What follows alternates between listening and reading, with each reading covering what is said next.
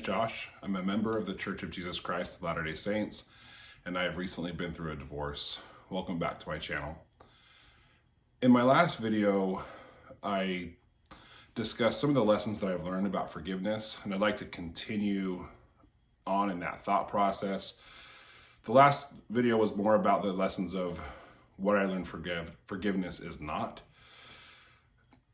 Today, I'd like to share a little bit about what I learned forgiveness actually is. Again, these are just some lessons that I've learned. There's a lot left to learn in this process, I'm positive. But I'd like to share a few things that help me in the forgiveness process. And hopefully they help you too. First, and most importantly, forgiveness is the greatest gift that you can give yourself. Oftentimes we think of forgiveness as something you're giving to someone, and that's not accurate. Now, you can forgive someone for something they have done to you, but forgiveness is a gift that you give to yourself. So sometimes we hold on to hard feelings and we say, well, I'm not going to forgive that person, because we think that by not forgiving them, we're kind of sticking it to them, right? And that's just not true. And really, that's just the pain that's within us, the bitterness, the anger, the fear, just pushing us in a direction that is actually not healthy and not helpful. So the gift of forgiveness really is a gift we give to ourselves. And we need to think of it in that perspective because it allows us to begin the process of healing. It allows us to let go of the anger, the hurt, the fear, the pain, all of which we need to go through in the divorce process. I needed to go through it all. And although forgiveness does not make it so that pain just disappears, it allows us to start processing it in a healthy way so that we can actually fully let it go and let it leave our lives and we can heal from it. But that forgiveness is something that we have to do in order for that healing to actually take place. Therefore, in the end, it is a gift we are giving ourselves to forgive anyone, really, of what they've done to us, but particularly in divorce, as we're trying to recover from divorce. So along those lines, one of the things that forgiveness helps us do is to not be a victim. We can step outside of a victim mentality and we can start taking control of our own life. We can accept the fact, because of forgiveness, that yes, this has happened to us. Yes, I'm hurt. Yes, I feel this and I don't like it at all. But now it empowers me to say, okay, I am not a victim. Although I have been victimized, perhaps maybe very badly, I get to choose to not be a victim now. And I get to choose to let this go. I get to choose to start the process of healing. I get to choose to work through my anger. I get to choose to go to counseling or whatever it is that we need to do to heal. And there's a lot to do in order for us to heal from divorce. Because healing is an active process. It is not just passive, it is very active if we want it to go well so that we become stronger and better by what's happened to us. So again, forgiveness is the gift we give ourselves. And part of that is because it frees us from a victim mentality and it allows us to take control of our own life. It allows us to no longer be swayed or even held in a cage that, frankly, I think we all know that if we hold on to anger and bitterness, it actually imprisons us, and which then makes it so we can't move freely because we're held prisoner by that anger and by that hurt. So I would encourage anyone who's struggling to forgive to say, okay, today I'm going to start the forgiveness process, and I'm not going to hold it up because I am not a victim. I am choosing to forgive and to move forward and to heal. Now, forgiveness is a process. You may wake up today and say, I feel like I've forgiven. I've forgiven my former spouse for what they've done to me. But then you wake up the next day, and actually, heck, it may be 2 hours from now, you may then feel, I'm angry and I don't forgive this person, and all those emotions come rushing right back. And that is very common. But then we have to remember, no, I forgive this person.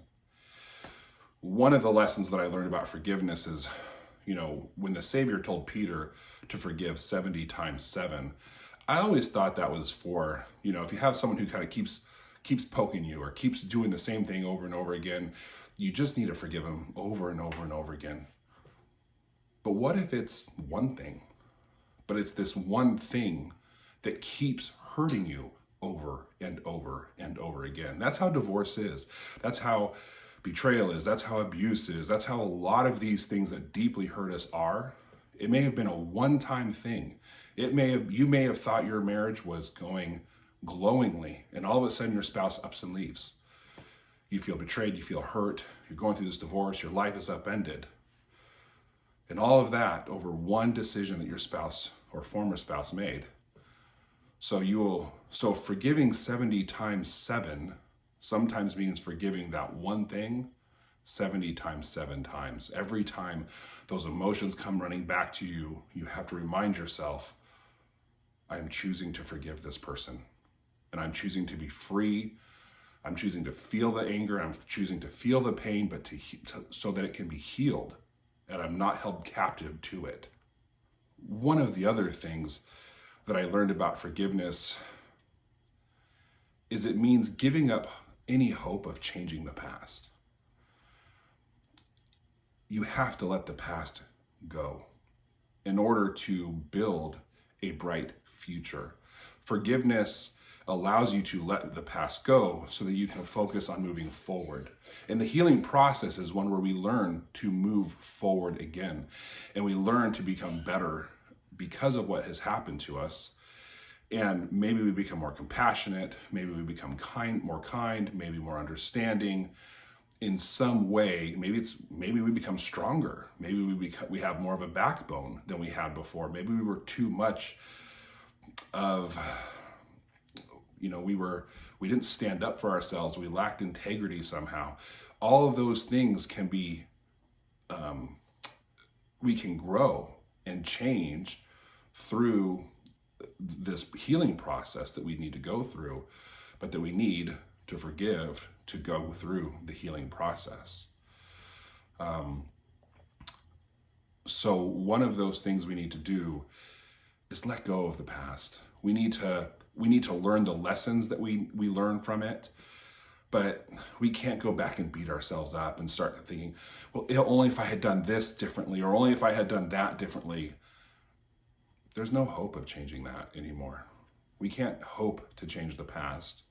We can hope to change the future and build a future of our choosing. So forgiveness allows us to do that. So in conclusion, forgiveness is a gift we give ourselves. It sets us free. It gives us our power back. It keeps us from being stuck in a prison of hate and bitterness and anger. It allows us to start the healing process and continue through and finish the healing process. It allows us to have hope for a bright future and let go of the past while still learning the lessons from the past that we need to learn. So it is one of the most healing things that we can do. It's no wonder that the Lord told us that we are required to forgive all men, right, of their trespasses. No wonder, right? It sets us free. It makes it so Christ's atonement can work fully within us. And when we're going through divorce, we need every ounce of that atonement. Now, I don't want this message to come across as insensitive. For some people, forgiveness is hard. It just is. For some people, it's a little bit easier. But what I do know is when we go through a major crisis in our life, I don't think it's actually easy for anyone. I think it is something we rely upon the Lord. It is something that we need to go to him and ask for help with. And it is something that he will help us with. Sometimes I think, well, I can tell you from my own experience, there are some days I'd wake up and I'd feel like, okay, I've forgiven and I feel wonderful and I've let this go. And like I said earlier, a couple hours later, I'd feel differently. Or sometimes it'd be the next day, or sometimes a couple days away. But what I can promise you, as you keep telling yourself that you choose to forgive, so you give yourself this gift, the forgiveness process accelerates as you go. And so instead of every couple hours, it may be a couple days, and then it's a couple weeks. And you still process it. I mean, it takes time. My divorce, all in all, took 18 months. And, I'm a couple months out now. And, during the divorce process of 18 months, your spouse or soon-to-be ex-spouse may do things that reignite old hurts and really touch on those issues and bring back that pain. And then there's some anger that'll come with that and all that flood of emotions. But again, you can remind yourself, I choose to forgive this person so I can set myself free. Now, inevitably, forgiveness may be something that is healing to the other person, but that's up to them. And like I said in my last video, you can't expect an outcome from forgiveness. You can't expect something from someone else because you forgive them. All you can expect is that you will eventually heal from the pain. Again, thanks for watching my video. My name is Josh. Although I'm a member of the Church of Jesus Christ of Latter-day Saints, the church does not endorse my video. I'm not endorsed by them at all. All of my thoughts are my own.